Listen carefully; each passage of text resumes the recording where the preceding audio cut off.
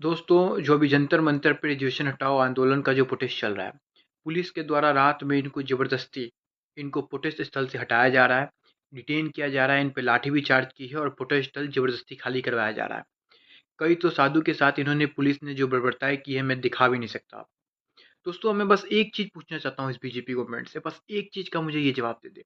जब सीजेपी वाले 25-25, 28 दिन बिना परमिशन के जंतर मंतर पे प्रोटेस्ट कर सकते हैं, तो ये जो स्वर्ण समाज के लोग हैं, इनके साथ ऐसा दुगला व्यवहार क्यों हो रहा है? आप सीजेपीए को 28 दिन बिना परमिशन के बैठने दे सकते हैं, प्रोटेस्ट करने दे सकते हैं, स्टैंड लगाने दे सकते हैं, सब चीज़ करने दे सकते हैं।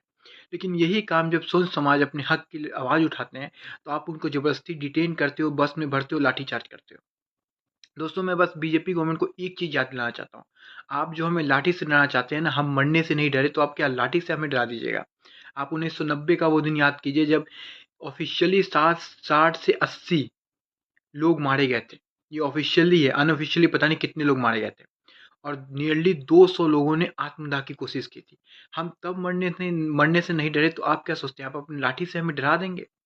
और दूसरा, आप उन राजपूत समाजों को डराना चाहते हैं जो युद्ध में मर जाते थे, तो उनकी जो पत्नियाँ हुआ करती थी, वो जौहर किया करती थी, आग में बलिदान दे दिया करती थी। आप उनके उनके वंशजों को डराना चाहते हैं?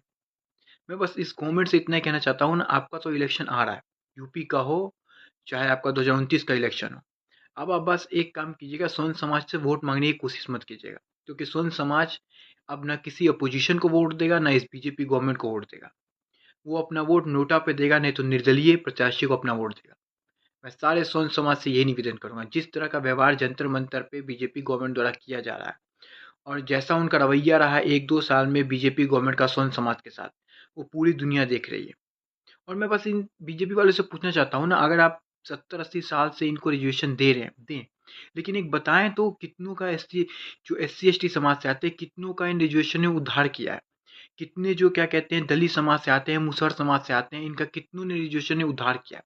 और अगर ग्रेजुएशन से इनका उद्धार हुआ है, तो उनका एक लिस्ट लाया जाए ना।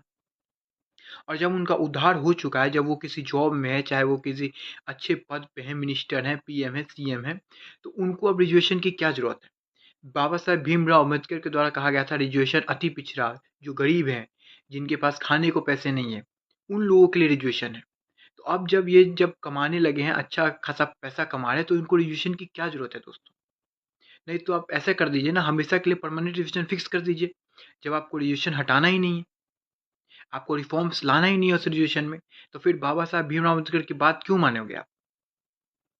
मैं बस गवर्नमेंट को बस यही दिलाना चाहता हूँ ना, हमें किसी गवर्नमेंट की ज़रूरत नहीं है, हम अकेले ही काफ़ी हैं।